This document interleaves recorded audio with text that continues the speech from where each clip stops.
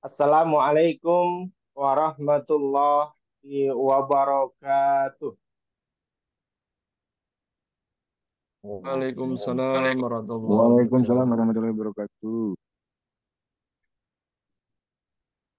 Alhamdulillah, alhamdulillahi rabbil alamin. Arsala rasulahu arsala rasulahu bil huda wa dinil haq lidhurahu ala dini kullih wa kafa billahi syahida. Asyhadu an la ilaha illallah wahdahu la syarika lah wa asyhadu anna Muhammadan abduhu wa rasuluh. Allahumma shalli ala sayyidina Muhammad wa ala ali sayyidina Muhammad amma ba'd. Alhamdulillah, alhamdulillahi rabbil alamin. Bapak-bapak, ibu-ibu, kawan-kawan dan juga ustadz-ustadzah yang dirahmati Allah Subhanahu wa taala. Alhamdulillah malam hari ini kembali di malam Jumat kita masih diperkenankan oleh Allah Subhanahu wa taala untuk bermuhajahah, untuk belajar bersama. Insya Allah khusus malam hari ini di pekan yang keempat kami ingin membedah kembali terkait dengan buku Manut Quran Bisa Kaya. Kami ingin memberikan satu jawaban kepada kawan-kawan sekalian bahwasanya buku Manut Quran ini bisa menjadi wasilah, bisa menjadi sarana untuk kita semuanya mendapatkan pertolongan dari Allah Subhanahu wa taala terkait dengan persoalan-persoalan kehidupan kita yang sampai dengan hari ini belum terjawab, terkait dengan persoalan-persoalan kita yang masih terus berlanjut. Kami sangat berharap dengan adanya buku Manut Quran Bisa Kaya ini menjadi satu jawaban dari setiap pertanyaan Bapak, Ibu, kawan-kawan, dan juga ustadz-ustadzah semuanya. Kami ingin mengajak kepada diri pribadi dan juga kepada kawan-kawan sekalian untuk senantiasa kita memperbanyak syukur pada Allah Subhanahu wa taala karena kita dipertemukan oleh Allah meskipun jarak tempat yang luar biasa jauhnya, namun hati-hati kita didekatkan oleh Allah Subhanahu wa taala. Dan inilah yang disebut sebagai ukhuwah.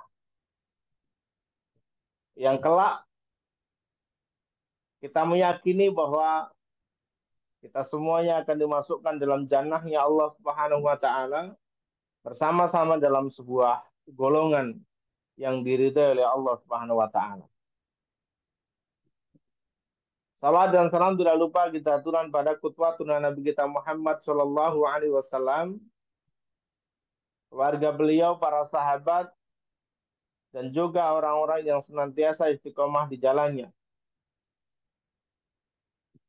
Semoga kita semuanya kelak mendapatkan syafaat dari Rasulullah Shallallahu alaihi wasallam di yaumil akhir nanti. Allahumma amin. Kawan-kawan Bapak Ibu, Ustaz-Ustazah yang berbahagia, tentu kita berbahagia bagi yang sudah memiliki bukunya. Sehingga kawan-kawan bisa kembali dibuka, dibaca, diulang lagi sesuai dengan petunjuknya. Yang sering kali kami sampaikan, yuk awali dari halaman XLII ya. Silahkan diawali, di sana ada petunjuk penggunaan buku itu. Dan senantiasa kita bersilaturahmi dengan orang lain, dengan kawan-kawan yang satu frekuensi. Insya Allah disitulah nanti keberkahan itu akan Allah turunkan.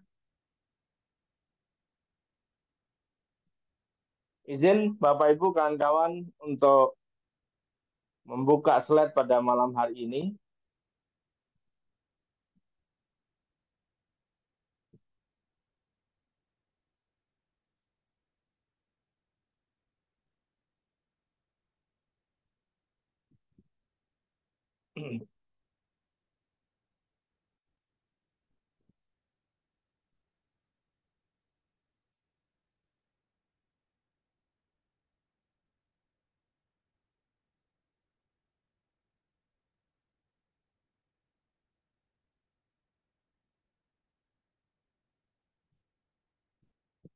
Izin kita pindah dulu ke sini.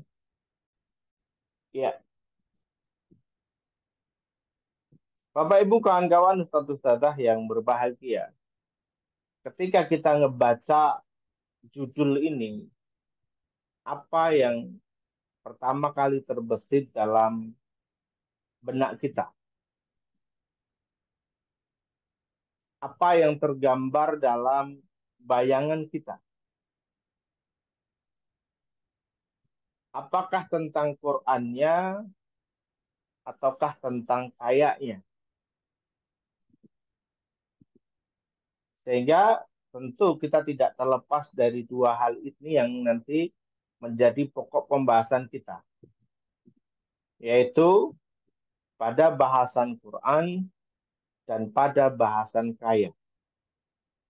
Artinya bagaimana petunjuk Al-Quran atau bagaimana Al-Quran ini memberikan petunjuk agar seseorang bisa mendapatkan kekayaan.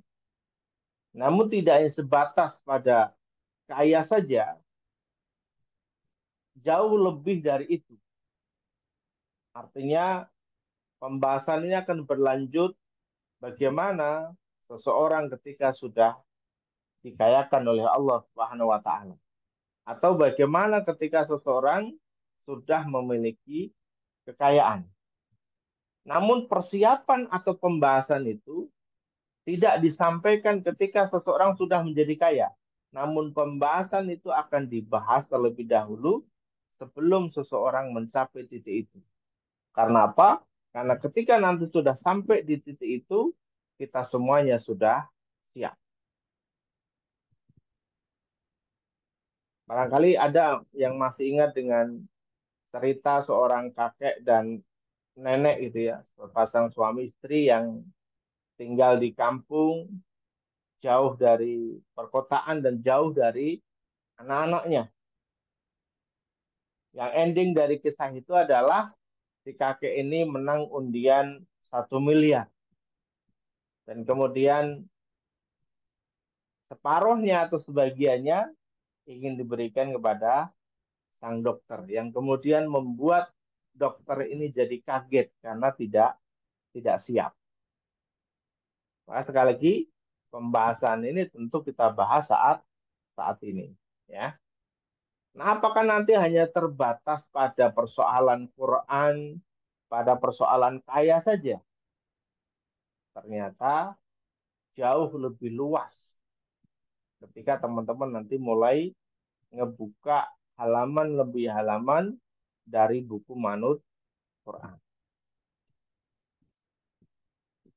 Oke, izin kita akan mulai dari definisi terlebih dahulu agar kita semuanya tidak apa namanya tidak kemana-mana pembahasan. Jadi pembahasan kita masih satu arah gitu ya.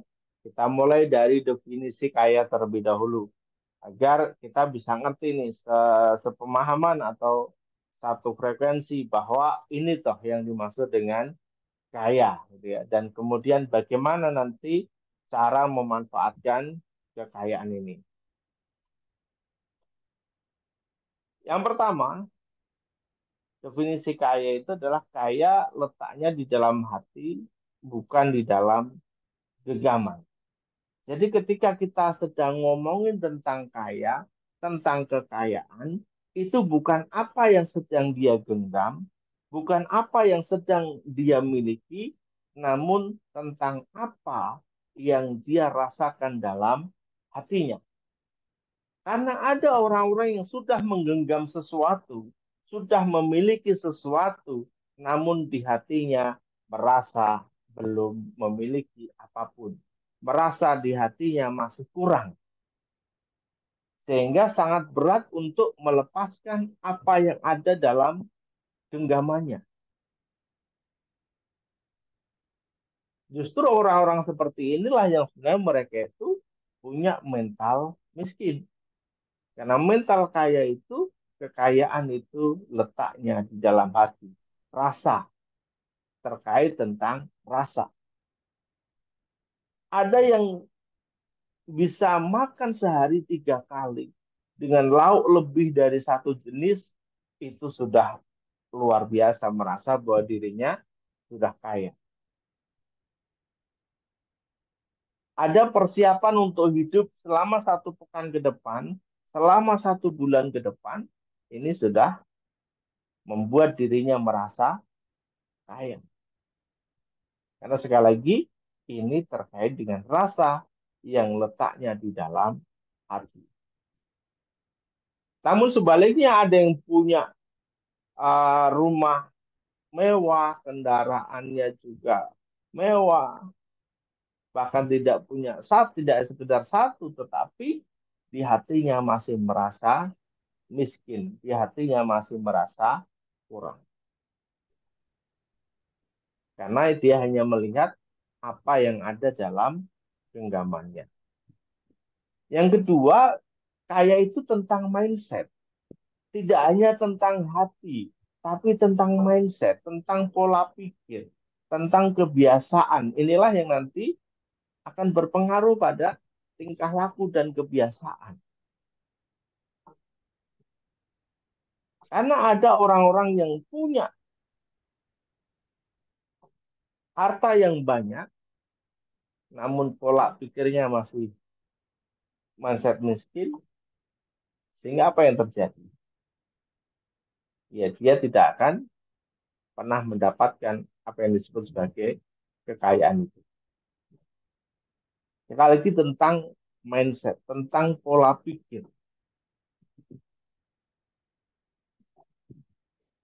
Nah, mindsetnya itu seperti apa? Ya, dia orangnya lapang, melihat sesuatu bahwa merasa dirinya berkecukupan, dilebihkan oleh Allah Subhanahu wa taala, tidak termasuk orang-orang yang pelit, tidak termasuk orang-orang yang zalim terhadap diri mereka sendiri. Nah, yang ketiga, kita bisa mengatakan seseorang itu kaya ketika orang itu punya income yang lebih besar daripada outcome-nya. Jadi ketika pendapatan itu sudah lebih besar dari apa yang dia dapatkan, ya ini bisa menjadi kaya. Contoh, meskipun seseorang hanya punya penghasilan 1 juta per bulan, tetapi ketika pengeluarannya hanya 600-700 ribu per bulan, ya dia kaya. Kenapa? Karena sudah cukup. Karena ada orang-orang yang punya penghasilan 10 juta, 20 juta, tetapi pengeluarannya lebih dari 30 juta. Sehingga apa yang dilakukan untuk menutupi pengeluaran itu? Ya dia akan ngutang. Ya, jadi teman-teman, Bapak Ibu kawan-kawan yang rahmat Allah SWT, inilah 3 definisi tentang kaya yang mari mulai malam hari ini kita samakan. Bahwa inilah definisi kaya. Kaya itu letaknya di dalam hati, kaya itu tentang pikiran, tentang mindset, dan kaya itu tentang income yang lebih besar daripada outcome-nya. Bukan seberapa besar yang dia terima. Ketika seseorang terima besar, puluhan juta, tetapi ketika pengeluarannya juga puluhan juta juga, bahkan mungkin bisa jadi ratusan juta, maka dia sedang kekurangan. Gitu ya. Karena tentu dia akan melakukan uh, hutang dan sebagainya. Oke ya.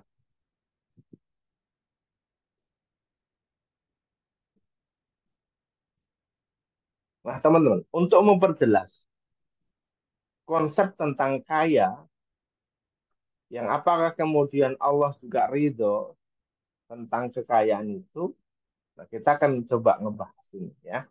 Seringkali, barangkali teman-teman kita sering dapat pertanyaan ini. Yang pertama, Allah yang menjadikan tertawa dan menangis.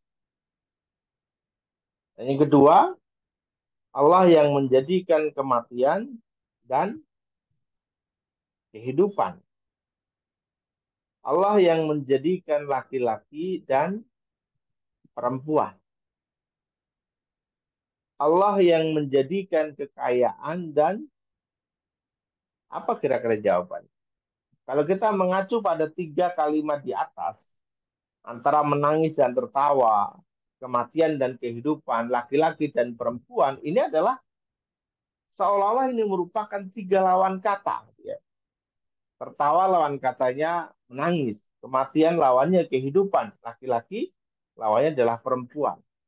Nah, apakah kemudian yang keempat ini juga termasuk lawan kata?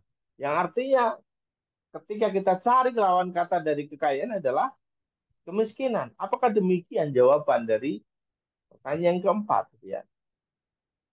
Nah, hal yang menakjubkan ini Allah jawab di dalam Al-Quran. Ya, Allah jawab dalam Al-Quran. Yaitu di Quran Surah An-Najm ayat 43 sampai dengan 48. Ya. Nah, jadi ayat 43-nya begini. Wa annahu huwa adhaka wa abka. Dan bahwasanya dialah Allah yang menjadikan orang tertawa dan juga menangis. Wa annahu huwa adhaka wa abka. Tertawa dan menangis. Yang selanjutnya di ayat 44-nya wa annahu huwa amata wa ahya, dan bahwasanya dialah Allah yang mematikan dan juga menghidupkan. Selanjutnya Allah jelaskan juga di Quran An-Najm, ya, surat An-Najm ayat 45-nya. Wa annahu khalaqaz zawjaini dzakara wal unsa, dan bahwasanya dialah Allah yang menciptakan laki-laki dan wanita. Nah, apakah kemudian yang tadi terkait dengan kekayaan, apakah ini merupakan lawan kata, gitu ya? Allah ini kemudian jawab di ayat yang 48-nya, ya, dari Quran surah An-Najm ini, ya. Dan ini sekaligus merupakan jawaban bahwa Allah sebenarnya menginginkan agar kita ini menjadi orang yang kaya. Wa annahu huwa aghna wa aqna, dan bahwasanya dialah Allah yang memberikan kekayaan dan juga memberikan kecukupan. Wa annahu huwa aghna wa aqna. Sehingga ini bukan bukan apa namanya kemiskinan, ya, tetapi adalah kecukupan. Jadi Allah sebenarnya sudah ngebuat seseorang itu, membuat hamba-hambanya ini, makhluk-makhluknya Allah ini, sudah diberikan kekayaan dan kecukupan oleh Allah Subhanahu wa Ta'ala. Maka ketika ada orang yang mengatakan dirinya miskin, itu adalah kembali kepada mentalnya, kembali kepada mindsetnya, kembali kepada hatinya tadi. Dan di sini sebenarnya kita bisa melihat ini adalah banyak orang-orang yang kurang bersyukur kepada Allah Subhanahu wa Ta'ala. Karena ketika seseorang bersyukur atas segala nikmat yang telah diberikan oleh Allah Subhanahu wa Ta'ala, maka tidak ada merasa dirinya kurang, tidak ada merasa bahwa dirinya tidak memiliki apapun. Karena sebenarnya Allah sudah berikan banyak sekali nikmat untuk kita semuanya. Ya, sehingga terjawab sudah teman-teman, ya, bahwasanya Allah yang sudah menciptakan kekayaan, yang sudah memberikan kekayaan dan juga memberikan kecukupan kepada hamba-hambanya. Ya. Lalu bagaimana kita bisa menemukan jawaban-jawaban dari setiap persoalan-persoalan kita itu, termasuk tadi persoalan tentang pertanyaan tentang kekayaan dan juga kecukupan tadi. Ternyata di sini Allah sudah gelar semuanya, Allah sudah apa namanya sampaikan dalam Al-Quran, dan ini sudah jelas, ini sudah gamblang, ya. Zalikal kitabu la raiba fi hudal lil muttaqin. Ini adalah Al-Quran. Zalikal kitab. Ini adalah Al-Quran yang tidak ada keraguan sedikit pun di dalamnya. petunjuk bagi orang-orang yang bertakwa. Maka ketika kita berusaha menjadi orang-orang yang bertakwa, menjadi hamba-hambanya Allah, yang dicintai oleh Allah, yang mendapatkan ridho dari Allah, maka mau tidak mau kita harus menjadikan Al-Quran ini sebagai pedoman dalam kehidupan kita. Maka pertanyaannya, bagaimana ketika kita menjadikan Al-Quran sebagai pedoman dalam kehidupan kita? Maka tidak lain dan tidak bukan adalah kita senantiasa memperbanyak interaksi dengan Al-Quran. Namanya pedoman, buku panduan. Maka kita harus senantiasa memperbanyak berinteraksi dengannya. Ya, artinya segala pertanyaan kita itu jawabannya ada di sini. Ya, pertanyaan-pertanyaan kita yang belum terjawab itu jawabannya ada di sini. Jawabannya ada di Al-Quran dan diperjelas di As-Sunnah di kehidupan Nabi Muhammad Shallallahu Alaihi Wasallam.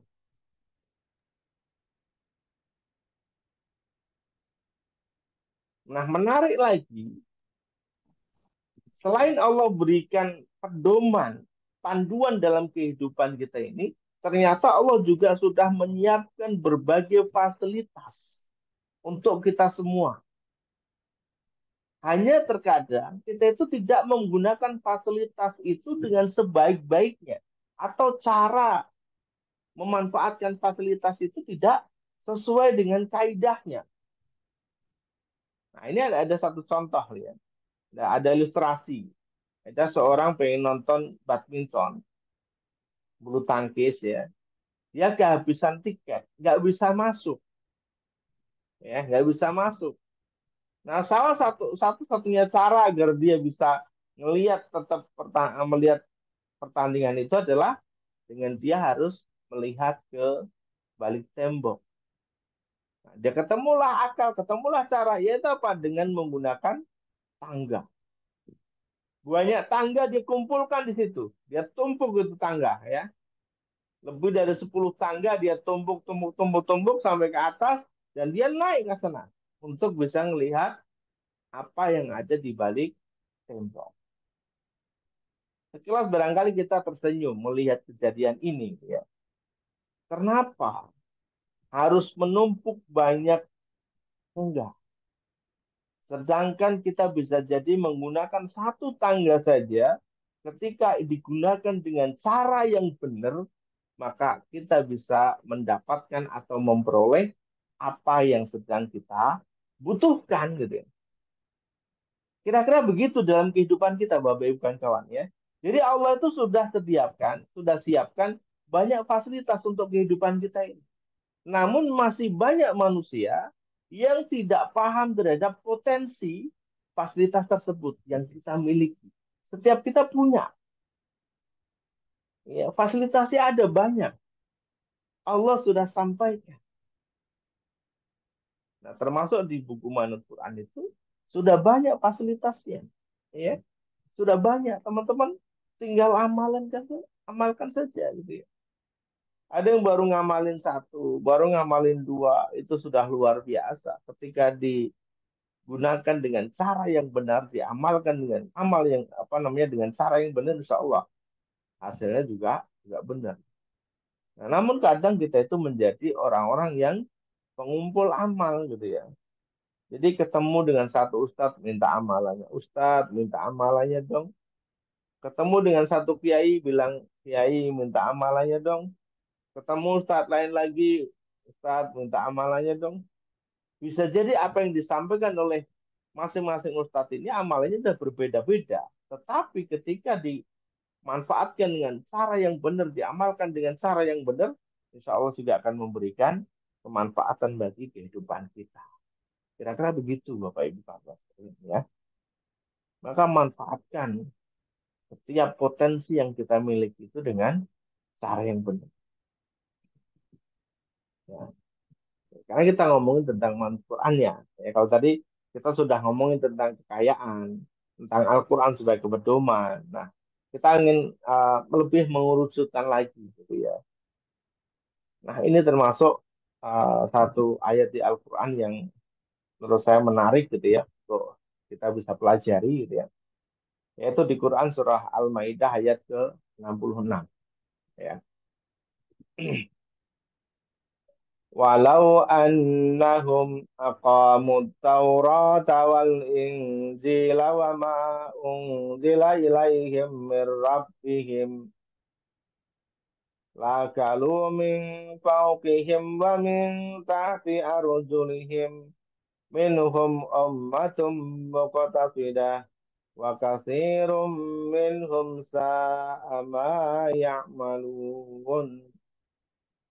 Walau annahum aqamut Taurata wal Injil wa ma unzila ilaihim mir rabbihim, dan sekiranya mereka bersungguh-sungguh, mereka siapa ya, sesuai dengan apa namanya, masanya masing-masing ya, yaitu menjalankan hukum Taurat, menjalankan hukum Injil sesuai dengan masanya masing-masing, dan sekarang kita semuanya pedomannya adalah Al-Qur'an gitu ya, yang diturunkan kepada mereka dari Tuhannya, siapa? Dari Allah Subhanahu wa taala. Artinya ketika kita bersungguh-sungguh menjalankan hukum yang ada dalam Al-Qur'an, menjadikan Al-Qur'an ini sebagai pedoman yang memang ini diturunkan dari Allah Subhanahu wa taala, niscaya mereka akan mendapat makanan dari atas dan dari bawah kaki mereka.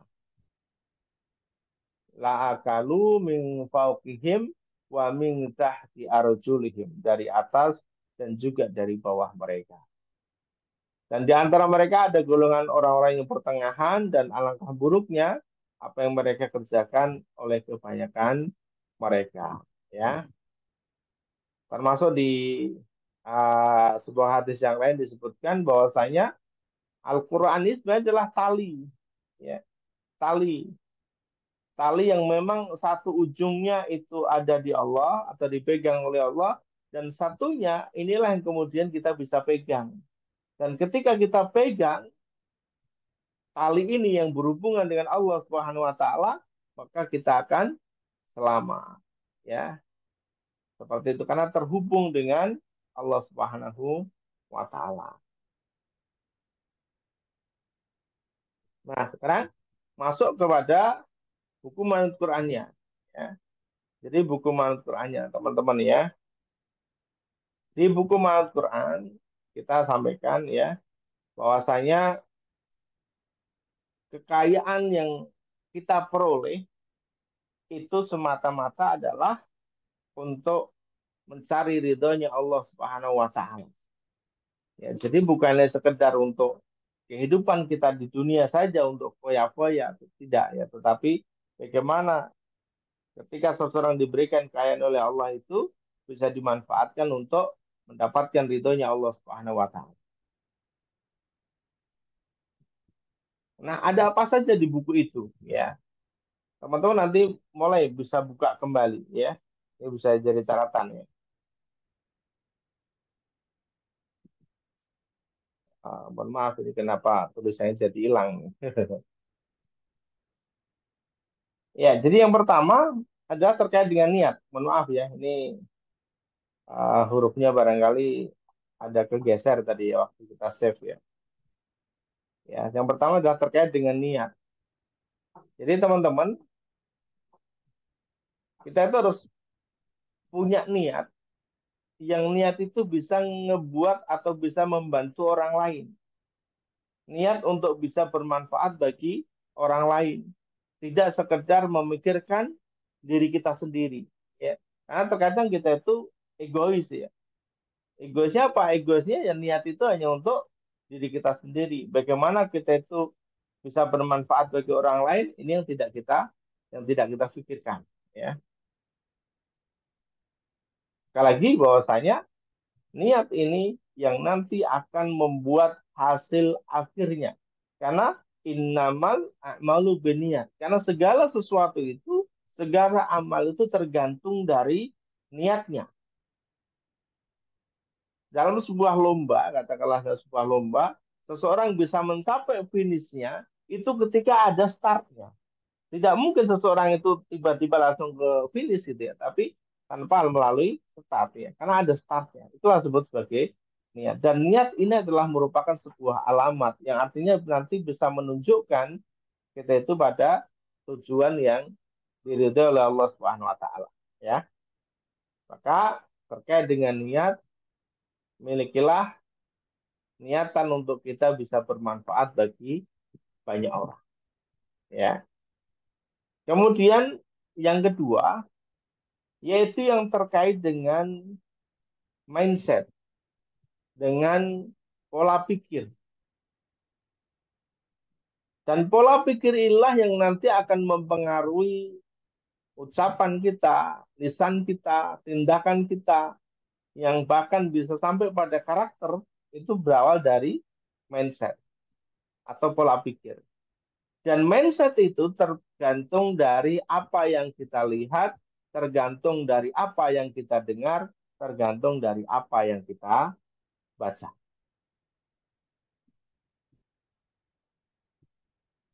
Ya, maka sering ya kita sampaikan bahwasanya bagaimana cara kita itu agar mindset kita senantiasa benar gitu ya, agar senantiasa positif, maka lakukan atau ubah yang kita sebut sebagai BTP ya. Jadi ubah bacaan kita, ubah tontonan kita, ubah pergaulan kita. Maka kalau teman-teman ingin berubah, ya rubah itu. Terkait dengan apa yang kita baca, apa yang kita dengar, dengan siapa kita bergaul, dengan siapa kita berkomunikasi, itu nanti yang akan mempengaruhi mindset kita, mempengaruhi pola pikir kita. Mindset itu seperti teko kalau saya sering menggambarkannya. Teko itu akan mengeluarkan apa yang ada dalam isi teko. Ketika teko diisi air susu, yang dia keluarkan adalah air susu. Ketika teko itu diisi air putih, maka yang dia keluarkan adalah air putih. Ketika teko diisi air kopi, yang keluar adalah air kopi. Ketika teko diisi air teh, tentu yang keluar adalah air teh. Begitu juga ketika teko ini diisi dengan air kotor, air comberan, maka yang keluar adalah air kotor dan air comberan. Jadi sesuai dengan apa yang kita masukkan ke dalam otak kita.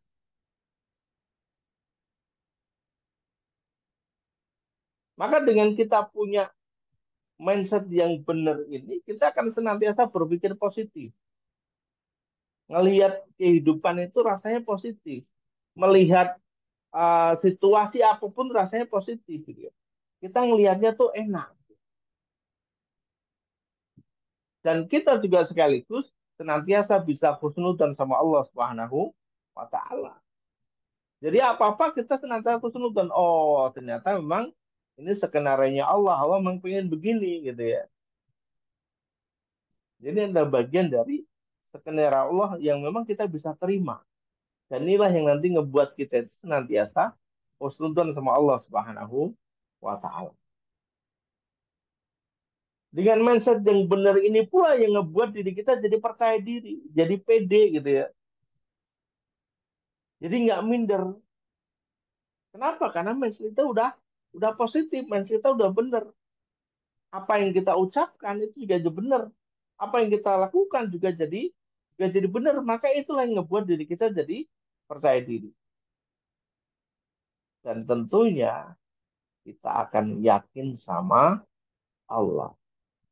Bahwasanya di satu saat nanti setiap pertanyaan-pertanyaan kita itu akan dijawab oleh Allah Subhanahu wa taala. Yang ketiga, tentang ibadah. Nah, ibadah di sini ini ada apa namanya? Yang sering kita sebut sebagai ikhtiar langit ya. 7 ikhtiar langit. Teman-teman nanti bisa buka itu di buku Manut Quran Sakaya. Ada 7 ikhtiar langit yang terkait dengan ibadah ya. Dan ini menjadi amalia harian yang teman-teman bisa kerjakan. Yang keempat adalah tentang ikhtiarnya atau kita sebut sebagai action ya, ikhtiar ataupun action. Kita sebut sebagai ikhtiar bumi. Kalau ibadah itu adalah bagian dari ikhtiar langit, maka action ini adalah bagian dari ikhtiar buminya. Dan kita melakukan action, ini action yang terbaik. Kita melakukan apa namanya, sa'i, kita melakukan uh, pergerakan menjemput rezekinya Allah, itu adalah dengan cara-cara yang terbaik. Karena Allah sampaikan, fantasiru fil ard. Bertebaralah kalian di muka buminya Allah Subhanahu wa taala. Nah, ngomongin terkait dengan apa namanya? Tujuh ikhtiar langit di sini ya. Tulisannya tidak nampak ini, mohon maaf mungkin uh, ini tadi settingan simpanannya ya. Sekali lagi mohon maaf ya. Ini ada di buku Manul Quran. Yang pertama terkait dengan sholat ya. Sholat kita. Kemudian terkait dengan tahajud, dengan duha, infak subuhnya, baca Qurannya, istighfar sholawatnya, silaturahminya ya. Ini bagian dari tujuh ikhtiar langit. Nanti bisa diperdalam lagi di buku Manul Quran Bisa Kaya yang teman-teman bisa baca. Nah, yang berikutnya yaitu adalah doa. Ya, maka lakukan doa-doa yang terbaik di tempat yang terbaik dengan cara yang terbaik.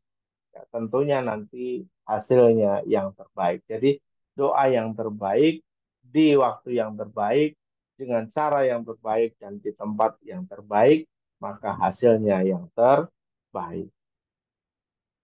Kemudian setelah itu adalah tawakal. Ya, kita pasrahkan kepada Allah Subhanahu wa taala terkait dengan ikhtiar tadi, ya terkait dengan usaha-usaha kita tadi itu semuanya kita tawakalkan kepada Allah, kita pasrahkan terkait dengan hasilnya. Ya, semuanya tentu adalah yang terbaik dari Allah. Kemudian adalah istiqomah, kita ngejalanin uh, rangkaian ibadah tadi itu dengan penuh komitmen kepada Allah Subhanahu wa taala. Dan nanti tentu hasilnya adalah pertolongan Allah Subhanahu wa taala. Oke. Nah, sehingga kami ingin sampaikan intinya adalah teman-teman ketika nanti ngebaca buku Manut Quran Bisa Kaya, maka teman-teman bisa memperoleh kekayaan. Caranya adalah dengan kita nurut sama Quran, karena Quran adalah sebagai pedoman dalam kehidupan kita. Kemudian fokuskan hidup ini untuk melayani banyak orang. Kita punya niat-niat yang besar untuk bisa ngebantu banyak banyak orang, memberikan manfaat kepada banyak orang. Lalu kemudian lakukan ikhtiar yang terbaik sesuai dengan kemampuan yang dimilikinya. Terakhir, yang kami sampaikan bahwasannya kita boleh saja menjadi kaya, namun kekayaan kita ini harus sesuai dengan tempatnya.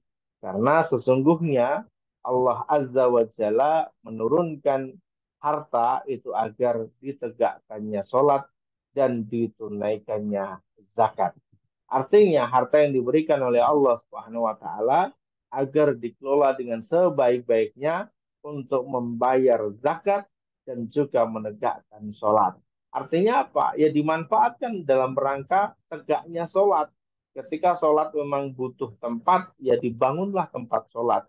Ketika sholat butuh baju, butuh pakaian yang bersih, maka tentu juga pakai atau membeli, harta itu digunakan untuk membeli pakaian. Dan ketika jarak rumah dengan masjid butuh alat transportasi, maka harta itu bisa digunakan untuk membeli kendaraan untuk memfasilitasi kita agar bisa menegakkan sholat. Termasuk juga ketika Allah berikan harta yang berlebih kembali, maka harta itu bisa kita gunakan untuk menegakkan sholat yang mana kita bisa berangkat ke Baitullah, mengerjakan umroh ataupun haji, melaksanakan sholatnya di Baitullah, sholatnya di Masjidil Haram ataupun di Masjid Nabawi. Dan itu butuh biaya, itu menggunakan harta. Maka disitulah fungsi dari harta yang Allah turunkan kepada kita semuanya. Allah sudah fasilitasi kita untuk menjadi orang kaya.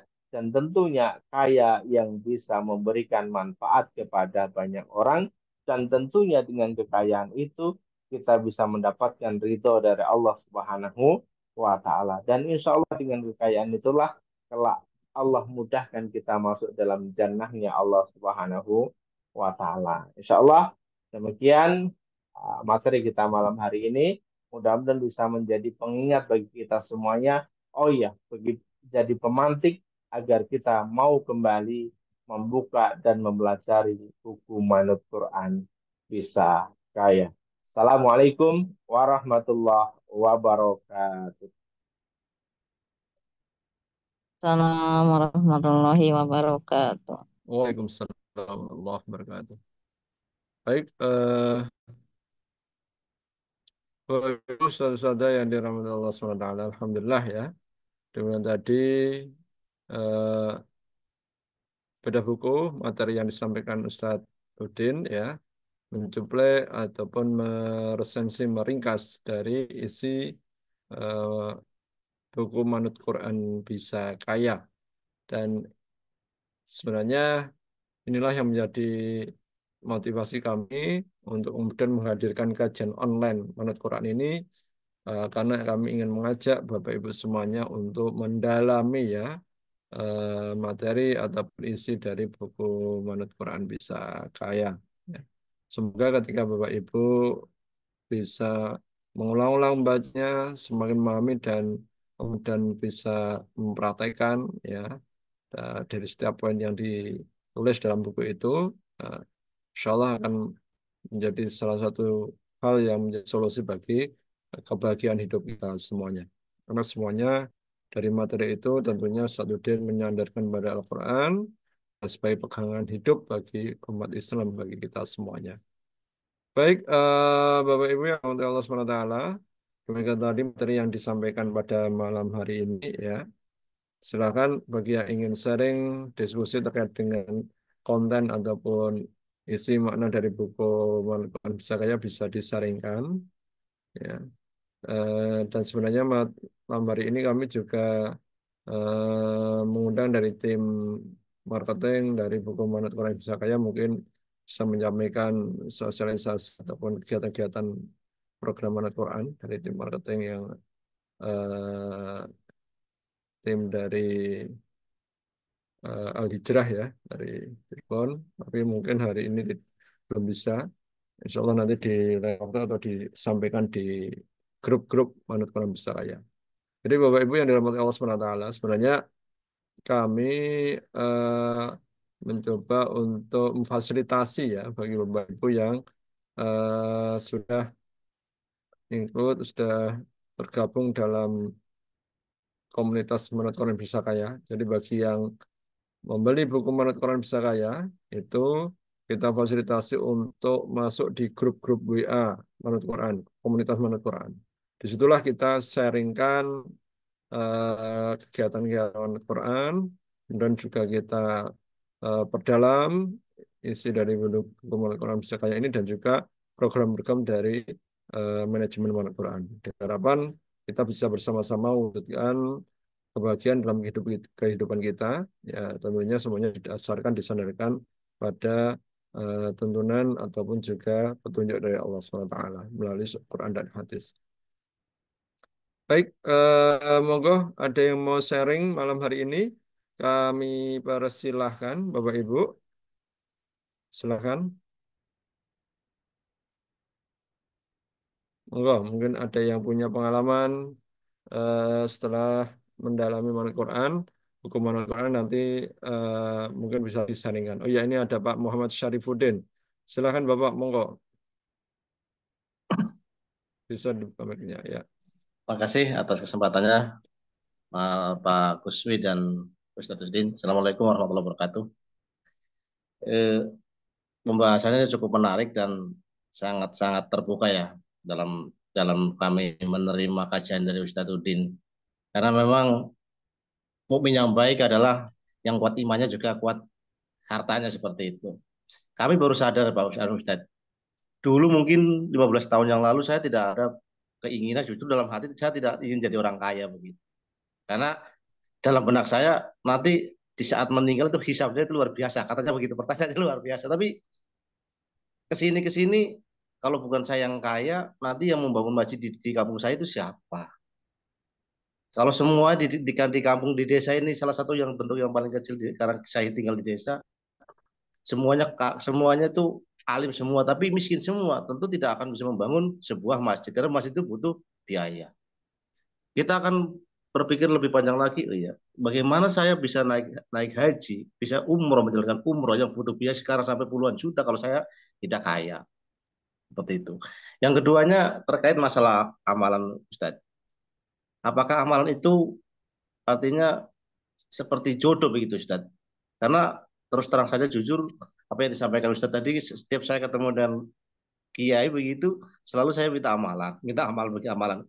Tapi sampai sekarang dari amalan itu yang saya jalankan itu belum belum belum sesuai dengan apa yang saya inginkan seperti itu, Ustaz.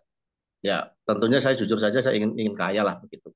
Kok ada teman yang minta sama kiai ini sama-sama dikasih amalan ini yang mereka berhasil, saya tidak begitu. Apakah memang amalan itu apa namanya dengan kita itu menyatu atau tidak begitu? Kemudian amalan itu apakah ada batasnya begitu? Oh, harus diamalkan sekian tahun atau sekian lamanya sehingga ada buktinya. Karena di komunitas juga ada yang baru mengamalkan satu malam sudah ada buktinya dari Allah. Saya sudah sampai 1 tahun, 2 tahun, 3 tahun, tapi kok merasanya belum ada seperti itu, Ustaz. Mungkin itu dulu, Ustaz. Makasih banget. Ini saya sangat menarik. Kemudian yang terakhir, Ustaz.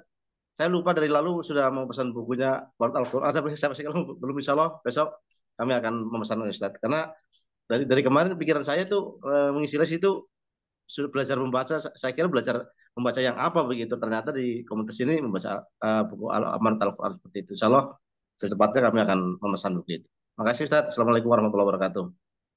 Waalaikumsalam warahmatullahi wabarakatuh. Ya, terima kasih Pak Sarif ya. Terkait dengan amalan. Jadi begini, teman-teman itu ya. Maka inilah yang tadi kami sampaikan.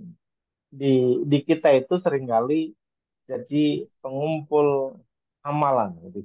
Jadi ketemu dengan satu ustadz minta amalannya, ketemu dengan ustadz lain minta amalannya, ketemu dengan kiai satu minta amalannya, ketemu kiai dua dan seterusnya sehingga kita tuh punya banyak banget amalan dan bahkan ketika kita mengamalkan itu kurang maksimal bahkan sampai membuat diri kita itu harus berlelah-lelah diri gitu. Pernah satu ketika jamaah kita juga gitu ya. Saya agak lupa jumlah nominalnya berapa ya. Dia sampaikan mendapatkan amalan suruh baca surah Yasin 36 kali kalau nggak salah. Saya lupa jumlahnya karena udah cukup lama ya. Kemudian itu bisa dikelarkan dalam berapa lama gitu ya. Ternyata beliau cepat sekali. Loh, kok bisa gitu ya surah surah Yasin dari ayat 1 sampai 83 dibaca sekian puluh kali tapi kok hanya sekian jam gitu ya. Gimana tuh cara bacanya gitu. Cara bacanya ngebut lari gitu ya. Justru kemudian ketika dibaca ngebut lari kita nggak bisa memahami apa yang kita baca. Justru kita tidak merasakan kenikmatan dari apa yang kita baca itu. Sehingga kalau kemudian tidak dirasakan manfaat ya bisa jadi gitu ya. Kenapa? Karena ya sekedar uh, kuantitas saja bukan dari sisi kualitasnya. Nah, sebenarnya apa yang membedakan antara satu dengan yang lain? Inilah yang kemudian kami sebut sebagai basic dalam sebuah bangunan itu ada sesuatu yang mendasar dan inilah sebagai basicnya.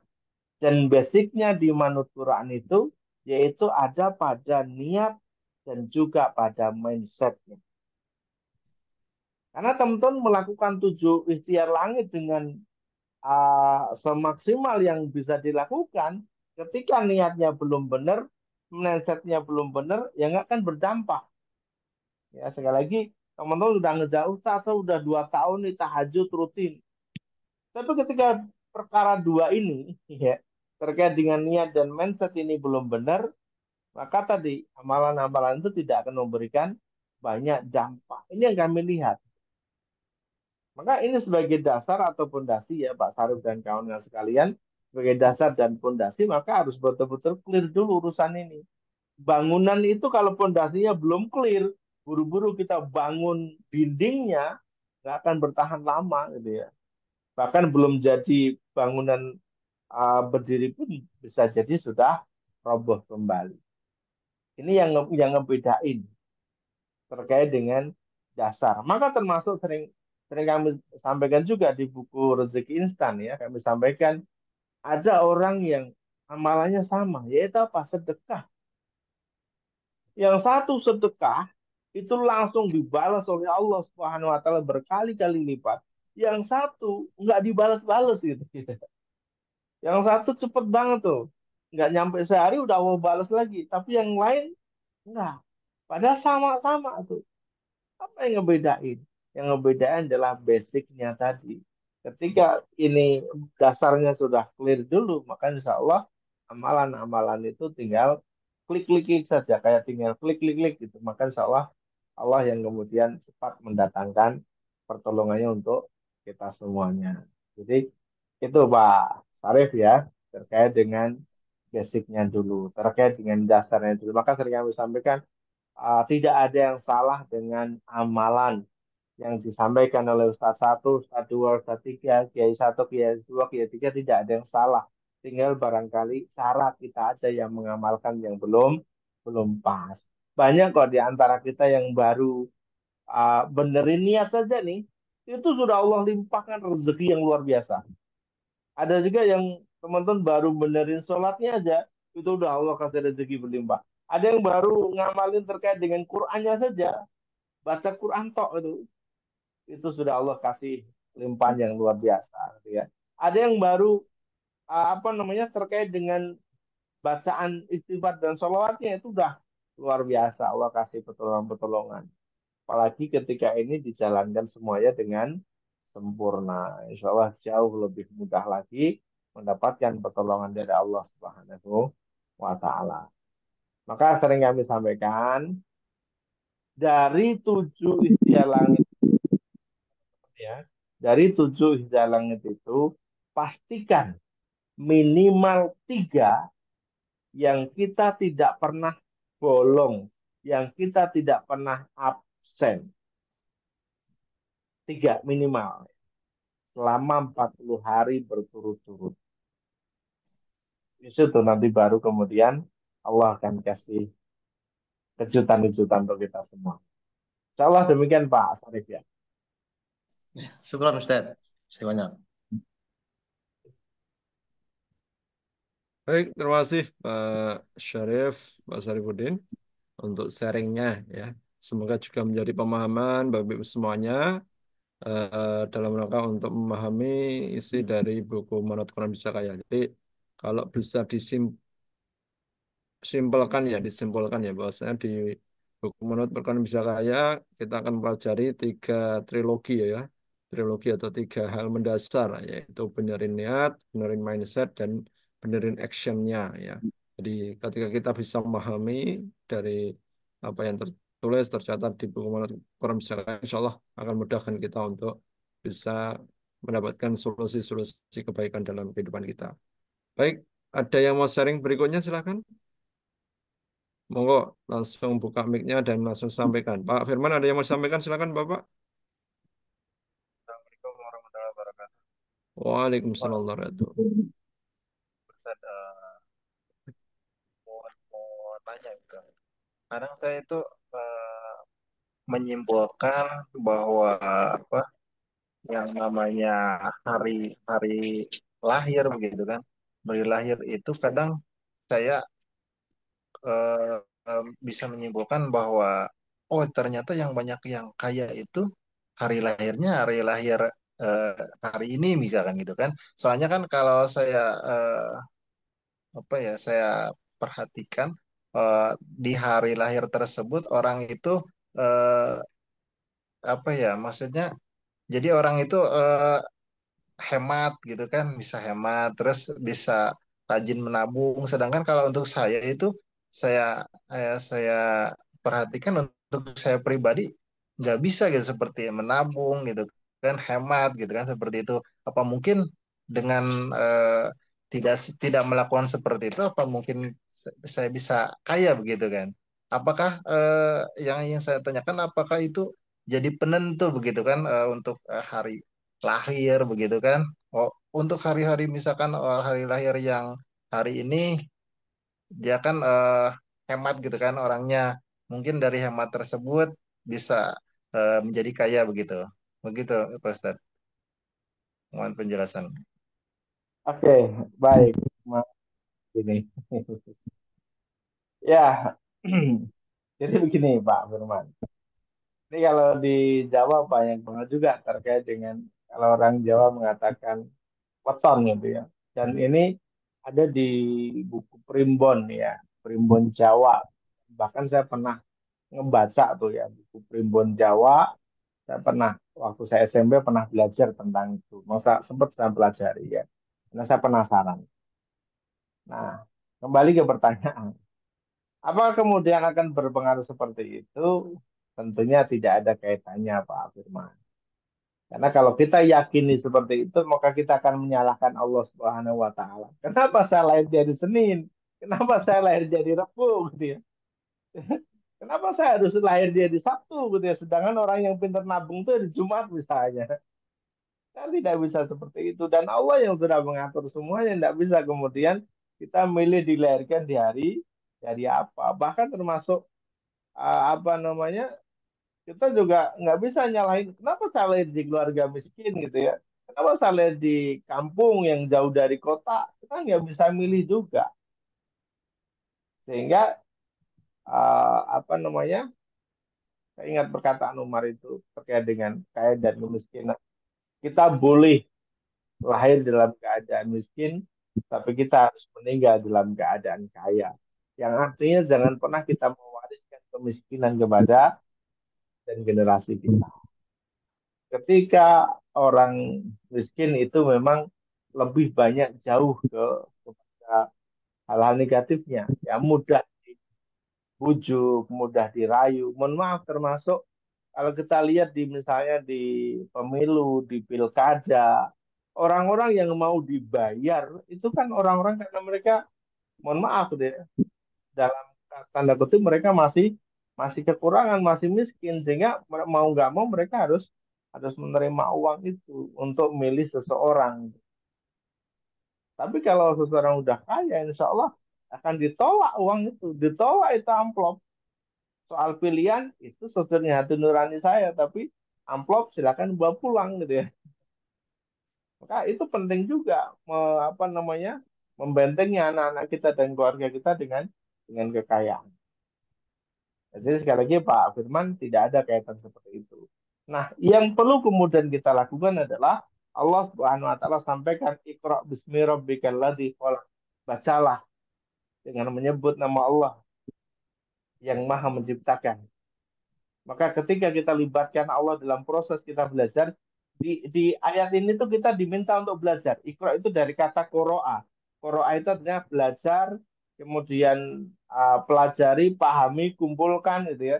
Maka termasuk bagaimana seseorang itu kok bisa nabung. Itu ada ilmunya, Pak Firman. Ya. Ada ilmunya. Bagaimana kok dia bisa hemat? Itu ada ilmunya gitu ya. Dan itu kita bisa pelajari.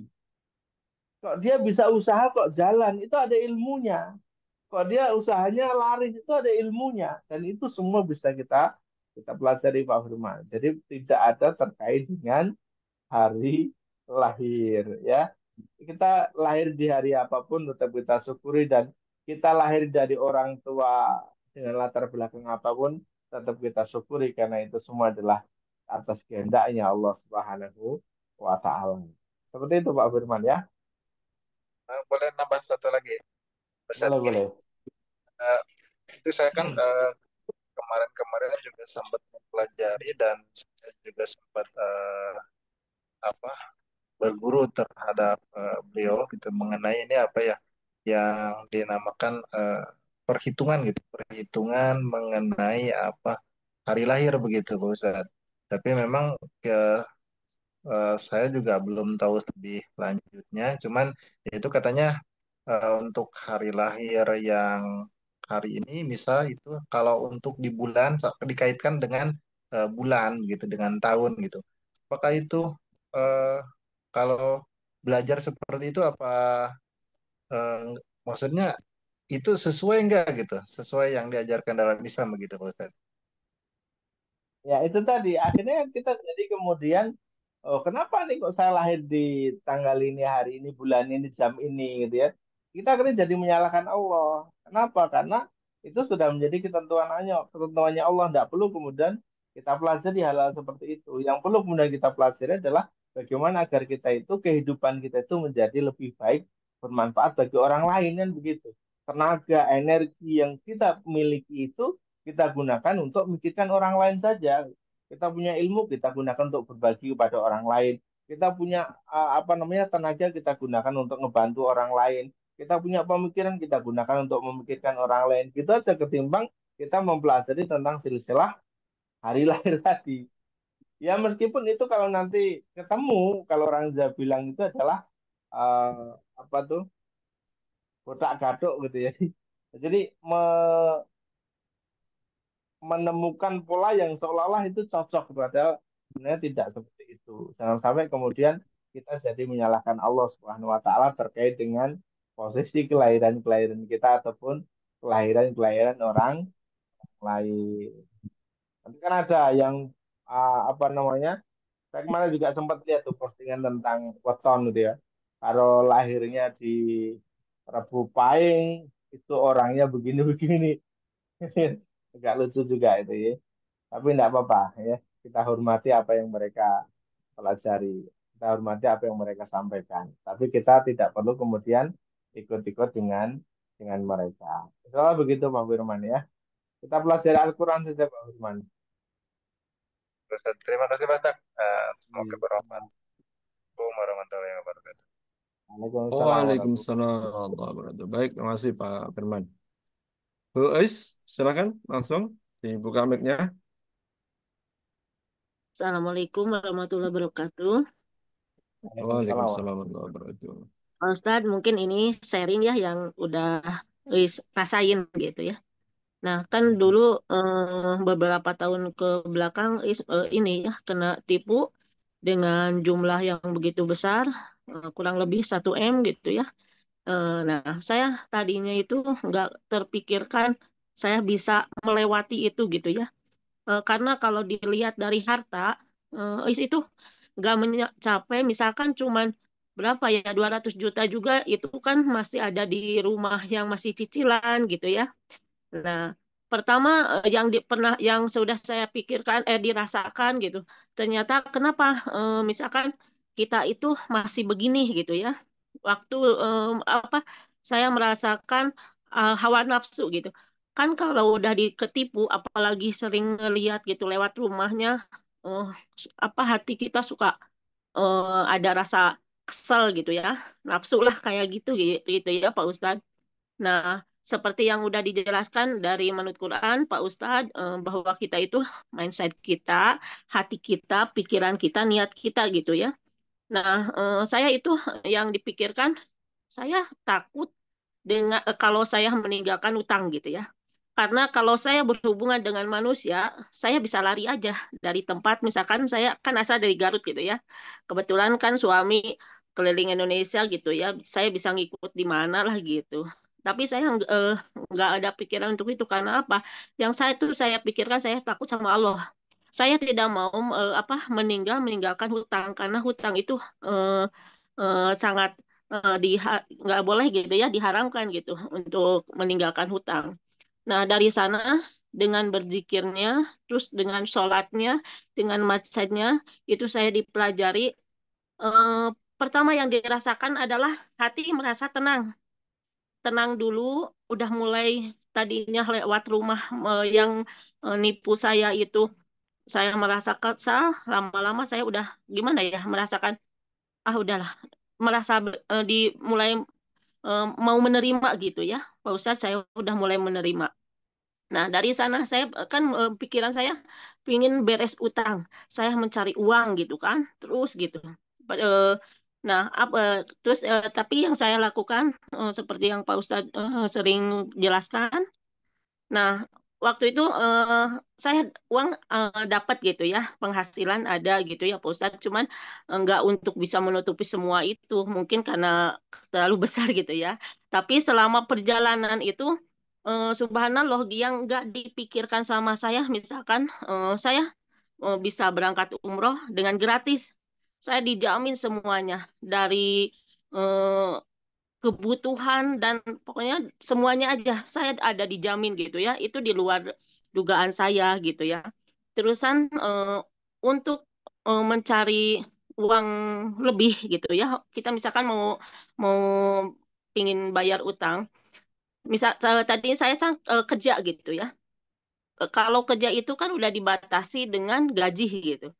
Nah, sebelumnya saya emang saya sebelumnya itu pernah kerja di satu perusahaan gitu ya.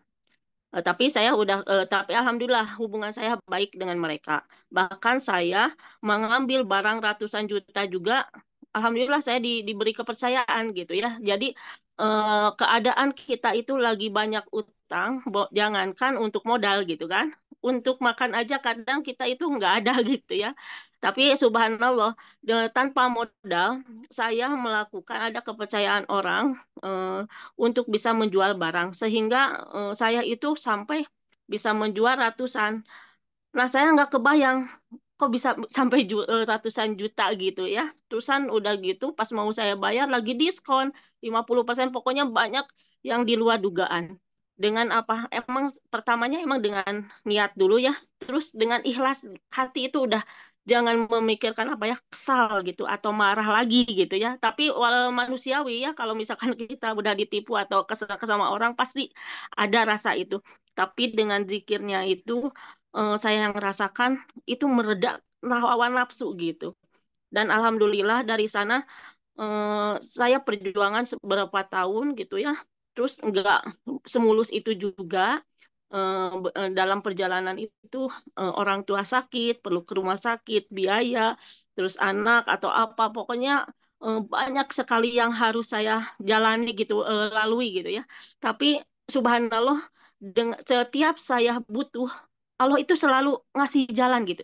Saya terpenuhi aja gitu, walaupun saya nggak memegang uang berapa juta atau ratus gitu ya. Tapi waktu saya butuh, apa yang saya butuhkan itu ada gitu ya.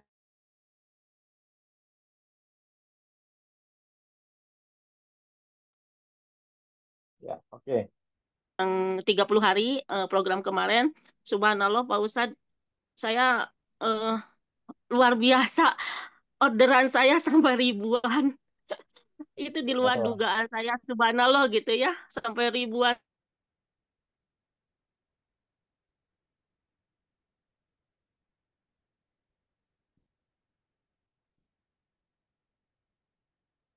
ya, Alhamdulillah Bu Ais.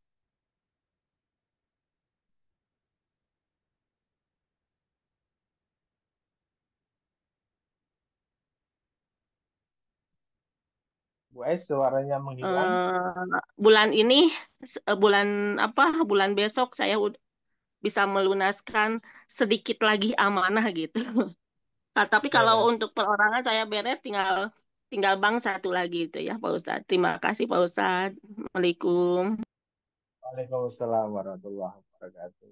Ya, ini sharing yang luar biasa ya, berbagi cerita dari Bu Ais selama perjalanannya dan semua diawali dari niat gitu ya. Ketika niatnya untuk kebaikan, maka Allah yang nanti akan menuntun jalan kita menuju kebaikan-kebaikan itu. Dan disinilah kemudian kita harus yakin sama Allah, harus percaya diri, senantiasa khusnudon sama Allah Subhanahu wa Ta'ala. Karena apapun yang diberikan oleh Allah itulah yang terbaik untuk diri kita. Dan beliau juga mengikuti program-program di Manut Quran ya, termasuk mengikuti jalan di Manut Quran. Dan bahkan mungkin bisa jadi beliau sudah berkali-kali ini ikut program jalan Manut Quran ya, yang 30 hari. Ini termasuk salah satu kemudahan-kemudahan yang diberikan oleh Allah Subhanahu wa Ta'ala. Baik, terima kasih Bu Ais atas sharingnya malam hari ini. Mudah-mudahan bisa menginspirasi untuk teman-teman yang lain, bisa memotivasi dan juga bisa menjadi wasilah kebaikan bagi keluarga Bu Ais. Terima kasih. Alamin. Terima kasih Bu Is ya untuk sharingnya, semoga motivasi bagi yang lainnya. Baik, Bapak Ibu yang dirahmati Allah SWT, mohon maaf, waktu sudah menunjuk pukul 21.30 waktu Indonesia Bagian Barat. Kita akan tutup untuk sharing kita di kajian kita malam ini. Ya, ini ada yang sharing ya dari Pak Aditya Cahyadi. Ya sama saya juga lagi down ditipunya lewat ibu sendiri sampai anak-anak belum sekolah. Besarnya supaya dapat uang biar segera beres Pak Ustadz karena gaji juga kepotong sama bank. Sama untuk makan kadang-kadang repot ya masih butuh suka ada. Pak Ustadz mungkin motivasi untuk Pak Cahyadi ini.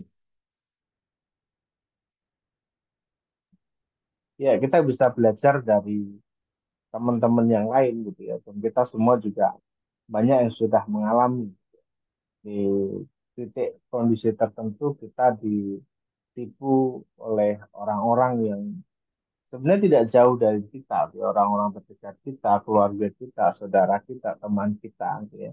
Dan itu adalah merupakan bagian ujian dari Allah Subhanahu Wa Taala bahwasanya ya harta itu hanya titipan dari Allah. Artinya kita itu jangan sampai kemudian menjadikan harta itu di hati kita, tetapi jadikan harta itu hanya berada di dalam genggaman kita, sehingga mudah sekali untuk kita lepaskan, karena harta itu hanya titipan, sehingga suatu saat bisa saja diambil oleh Allah Subhanahu Wa Taala dan dengan caranya. Namun yang kemudian perlu kita pahami bersama, ketika seseorang ikhlas ngejalanin itu semua, maka akan ada pahala yang tak terbatas yang Allah berikan kepada diri kita. Dan bisa jadi itu adalah merupakan wasilah kemudahan kita nanti kelak ketika bertemu dengan Allah Subhanahu wa Ta'ala. Insya Allah ketika menjalani dengan baik, setiap step by step, amalan-amalannya, maka sudah banyak yang sudah mempraktekkan dan merasakan apa namanya kemudahan-kemudahan yang diberikan oleh Allah Subhanahu wa taala. Tinggal kemudian kita sebenarnya sedang mengantri saja untuk mendapatkan kemudahan dan solusi dari Allah Subhanahu wa taala. Insya Allah ya.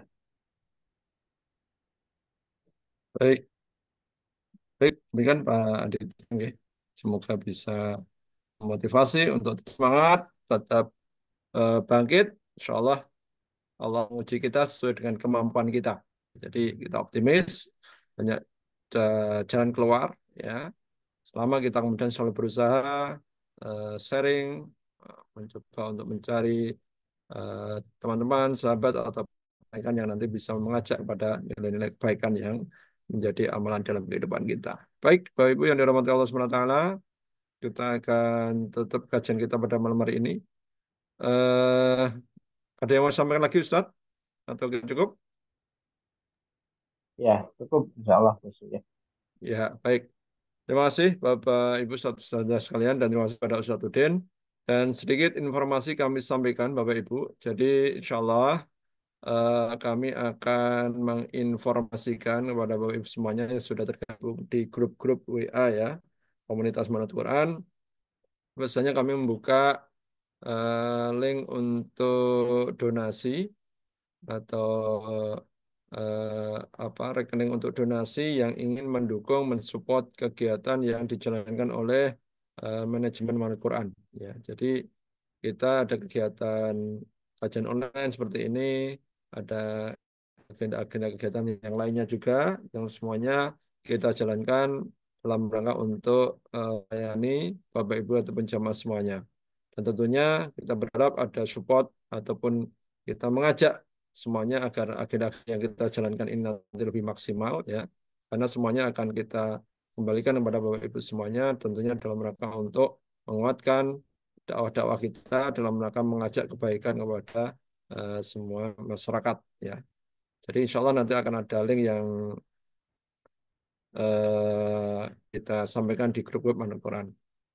Baik, iya terima kasih ya. Mungkin belum batasan waktu ya, sehingga yang lain bisa ikut sharing. Baik, insya Allah untuk sharing tetap kita fasilitasi Bapak Ibu ya. Jadi ketika nanti kajian berikutnya, jadi setiap malam Jumat ya, kita ada kesempatan untuk ngaji seperti ini. Silahkan dipersiapkan pertanyaan-pertanyaan atau sharing-sharing terbaiknya. Dan bagi yang ingin sharing secara khusus, silakan nanti bergabung di grup-grup Manut Quran, bisa langsung sharing secara khusus dengan Ustadz Udin ya. Jadi kita ada program yang terakhir kemarin kita loncengkan program KPK ya, yaitu program konsultasi problematika kehidupan ya. Jadi ada grup yang kemarin sudah kita sharingkan lewat link-link WA. Bagi yang ingin sharing lebih lanjut bisa masuk di grup tersebut dan tentunya nanti syarat dan ketentuan berlaku yaitu akan kita share ya di grup-grup WA atau di grup besar, di grup bersama di komunitas Manut Quran. Jadi yang mungkin Bapak Ibu sudah tergabung, insya Allah akan mendapatkan atau mengetahui hal tersebut. Kalaupun masih belum, nanti kita share lagi linknya. Ya, betul. Di grup channel ada linknya juga. Silahkan nanti bisa gabung, masuk di grup KPK. Ada kesempatan untuk sharing lebih detail, lebih mendalam, sesuai aturan yang kita jalankan. Gitu ya. Demikian Bapak Ibu. Jadi acara kajian ini adalah sebagai pemantik saja, untuk motivasi saja, agar kemudian kita tetap terjaga istiqomah dalam menjalankan amalan-amalan kebaikan yang sudah kita sharingkan bersama-sama. Baik, saya kira itu untuk malam hari ini. Terima kasih respon Bapak Ibu semuanya luar biasa. Mari kita tutup kajian kita pada malam hari ini dengan membaca doa penutup majelis. Subhanakallahumma bihamdika, asyhadu an la ilaha illa anta, astaghfiruka wa atubu ilaik. Terima kasih pada Ustadz Udin untuk ilmunya dan terima kasih pada Bapak Ibu semuanya yang sudah hadir pada kajian malam hari ini. Dan insya Allah kita akan ketemu lagi di kajian pekan depan. Insya Allah dengan pemateri yang spesial kita hadirkan Ustadz kita, guru kami, ya, pendamping kami, bimbing kami. Nanti kita akan kajian bersama Ustadz Solih Abu Izzuddin ya. Beliau adalah penulis sekaligus motivator dalam kehidupan kita semuanya. Nanti insya Allah kita hadirkan flyernya. Demikian dari kami, mohon maaf jika banyak kurangan. Kami tutup. Assalamualaikum warahmatullahi wabarakatuh. Waalaikumsalam Waalaikumsalam warahmatullahi wabarakatuh. warahmatullahi wabarakatuh.